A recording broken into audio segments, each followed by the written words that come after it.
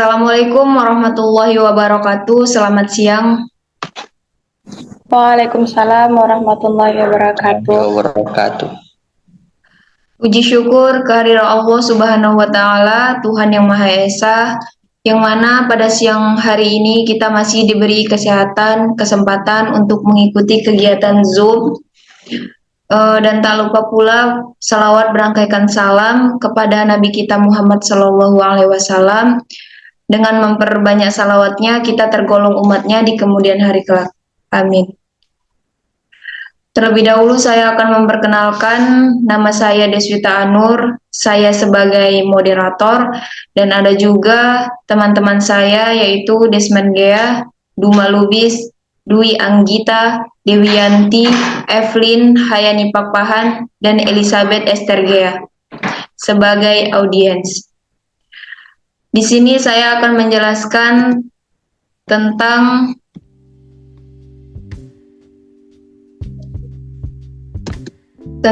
apa itu sel eukariotik. Eukariotik berasal dari bahasa Yunani, yaitu yang berarti sebenarnya atau nyata, lalu karyon yang berarti inti. Jadi, eukariotik adalah sel yang memiliki nukleus sesungguhnya yang dibungkus oleh selubung nukleus atau membran inti.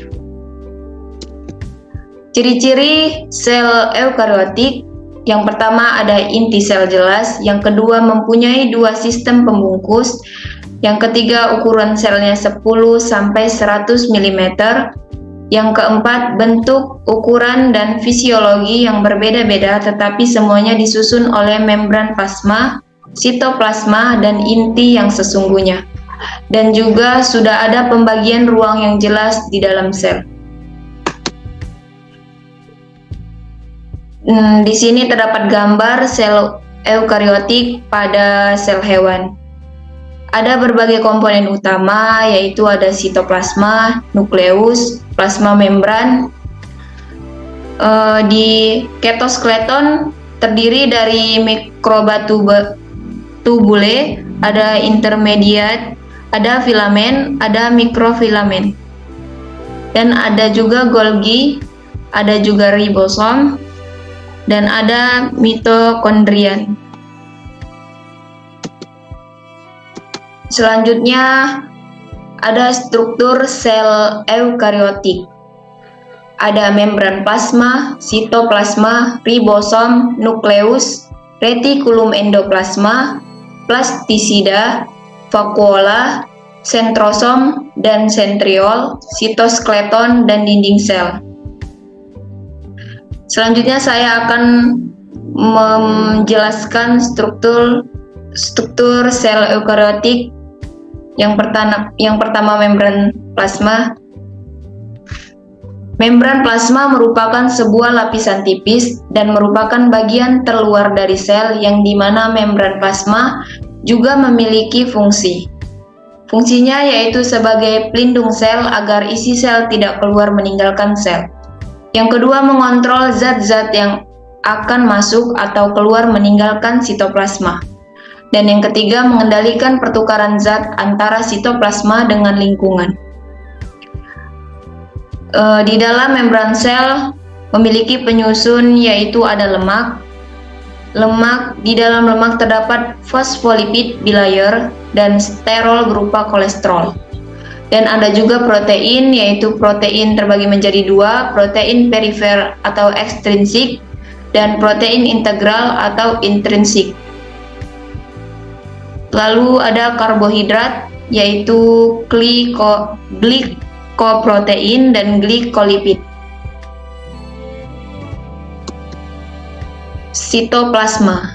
Sitoplasma merupakan cairan di dalam sel yang mengelilingi nukleus dan menjadi tempat untuk organel sel yang tersusun atas air, protein, asam amino, vitamin, nukleotida, asam lemak, gula, dan ion.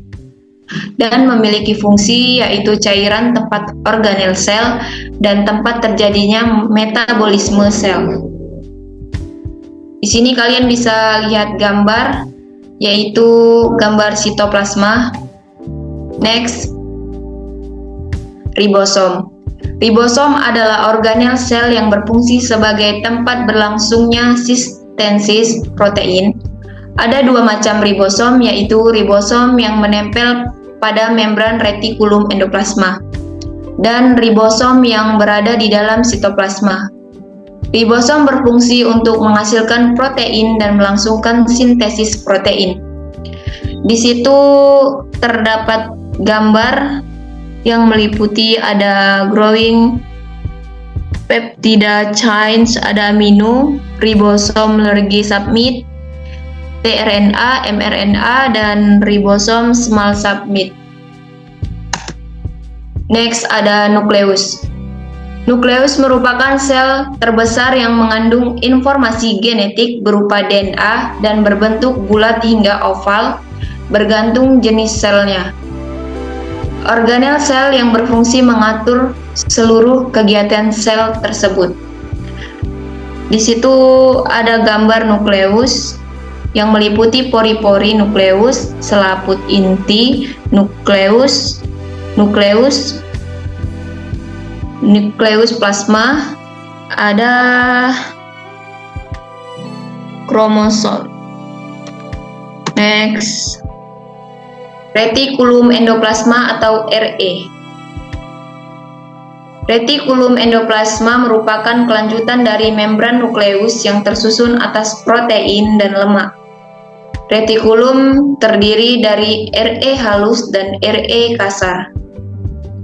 Fungsi RE halus yaitu mengangkut protein yang disusun oleh RE kasar, lalu melakukan reaksi awal oksidasi lemak, menyusun fosfolipid, glikolipid, dan steroid, dan terakhir melakukan detoksifikasi.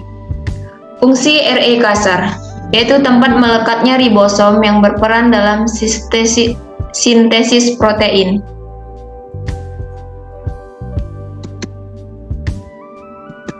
Next ada plastida. Plastida adalah sel yang memiliki membran ganda dan fungsinya membantu proses sintesis serta juga erat kaitannya dengan penyerbukan dan penyebaran pada biji.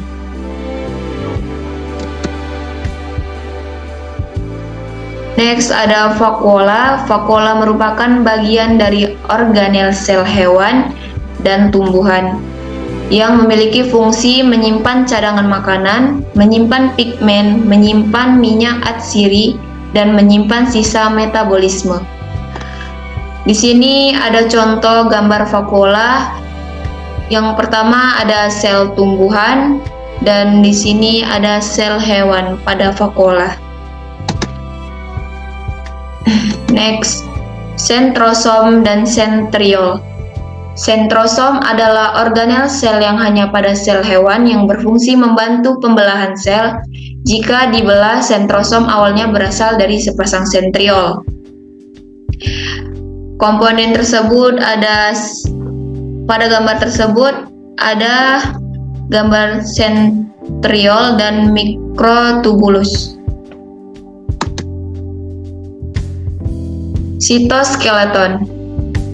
Sitoskeleton merupakan jaringan bekas protein yang menyusun sitoplasma dalam sel. Dengan adanya sitoskeleton, maka sel bisa berubah bentuk, seperti gambar sitoskeleton ini. Next, terakhir dinding sel. Dinding sel merupakan tembok sel yang letaknya di luar membran plasma dan membatasi antara ruang bagi sel yang membesar. Fungsi dari dinding sel yaitu melindungi isi sel, memberi bentuk sel, dan selanjutnya ini ada gambar pada dinding sel. Ada Pankel wall struktur, pektin, cross-linking glycan, dan ada klulose microfibrilis. Oke, baiklah. Selanjutnya saya akan membuka sesi tanya jawab. Jika audiens ada yang ingin bertanya atau ada yang kurang jelas, silahkan.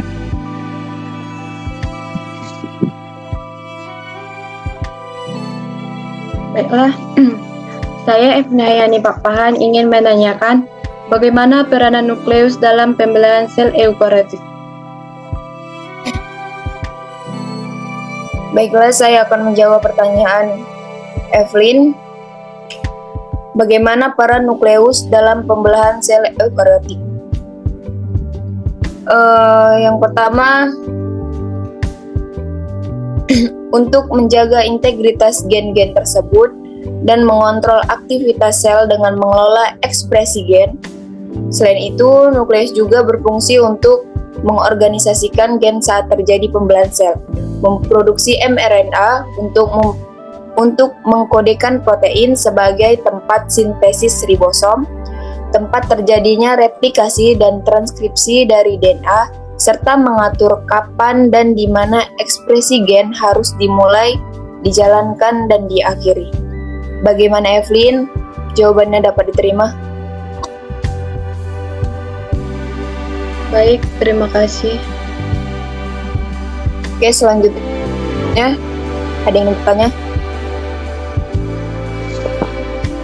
Baik, terima kasih. Di sini ada sedikit pertanyaan. Apakah manusia merupakan organisme yang memiliki sel eukariotik? Baiklah, saya akan menjawab pertanyaan Desmond Gea.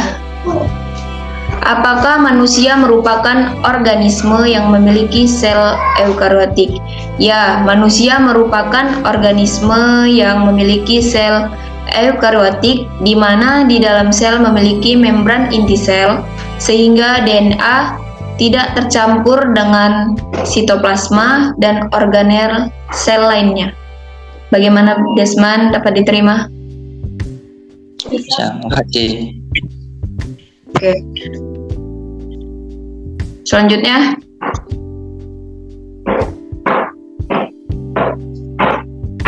baiklah, di sini kita akan bertanya tentang mengapa sel prokaryotik lebih dapat bertahan hidup lama dibandingkan sel eukaryotik. Terima kasih. baiklah, saya akan menjawab pertanyaan Duma. Mengapa sel prokaryotik lebih dapat bertahan hidup lebih lama dibandingkan sel eukaryotik? Karena sel prokaryotik tidak memiliki sebagian besar organel yang dimiliki oleh sel eukaryotik. Karena itu, sel prokaryotik memiliki struktur sel yang lebih sederhana dan simpel. Jadi, sel prokaryotik tersebut memiliki kemungkinan untuk bertahan hidup lebih baik jika dibandingkan dengan sel eukaryotik. Bagaimana Duma? Dapat diterima? Oke, terima kasih. Oke. Selanjutnya, ada yang ingin bertanya? Baik, saya di sini ingin bertanya, mengapa sel-sel tubuh manusia disebut sel eukariotik? Baik, saya akan menjawab pertanyaan dari Dewi. Mengapa sel-sel tubuh manusia disebut sel eukariotik? Karena mempunyai inti sejati, baik itu pada hewan, tumbuhan, jamur, dan protista, merupakan organisme yang terdiri dari sel-sel eukariotik. Bagaimana Dewi? Bisa diterima jawabannya? Terima kasih. Bisa.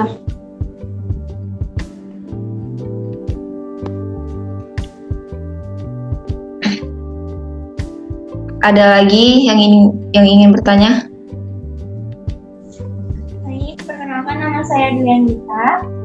Coba jelaskan apa yang dimaksud dengan retikulum endoplasma.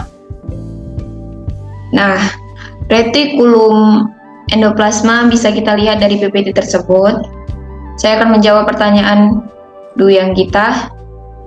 Retikulum endoplasma merupakan kelanjutan dari membran nukleus yang tersusun atas protein dan lemak dan memiliki dua retikulum endoplasma halus dan retikulum kasar. Bagaimana Anggi, dapat diterima? Baik, terima kasih. Oke. Selanjutnya, Baik, perkenalkan nama saya Elizabeth Esther Gea. Menjadi pertanyaan saya, organel apa yang berperan dalam respirasi sel eukariotik? Baik, saya akan menjawab pertanyaan Esther. Organel apa yang berperan dalam respirasi sel? Yaitu organel mitokoba. Mitokoba itu berperan dalam respirasi sel, yaitu proses metabolisme untuk menghasilkan suatu energi dalam sel tersebut.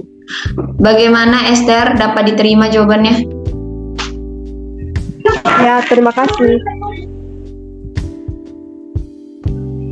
Baiklah, terima kasih atas perhatiannya. Kurang lebih saya mohon maaf. Demikian akhir presentasi. Semoga bermanfaat untuk kita semua. Wabillahi taufik wal hidayah. Assalamualaikum warahmatullahi wabarakatuh. Waalaikumsalam warahmatullahi wabarakatuh.